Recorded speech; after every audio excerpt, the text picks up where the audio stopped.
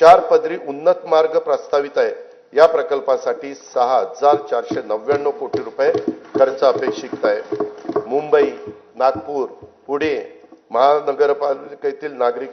महानगरातील नागरिकांना पर्यावरणपूरक, शाश्वत, विना अडथळा व वातानुकूलित वाहतूक सुविधा उपलब्ध करून देण्यासाठी एकूण 143.57 किलोमीटर लांबीचे मेट्रो मार्ग कार्यान्वित करण्यात आले आहेत। या सेवेचा लाभ सुमारे 10 लाख प्रवासी रोज घेत आहेत।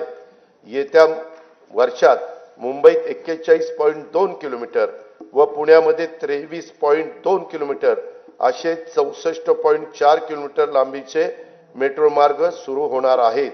येत्या 5 वर्षांमध्ये आपल्या राज्यात एकूण 237.5 किलोमीटर लांबीचे मेट्रो मार्ग कार्यान्वित करण्यात येणार आहेत।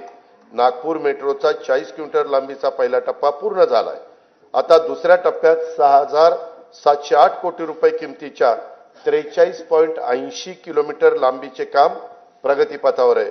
ठाणे वर्तुळाकार मेट्रो मार्ग तसेच पुण्यातील स्वारगेट ते कात्रज विस्तार मार्गिका आणि या प्रकल्पास केंद्र शासनाने मान्यता पण दिलेली आहे।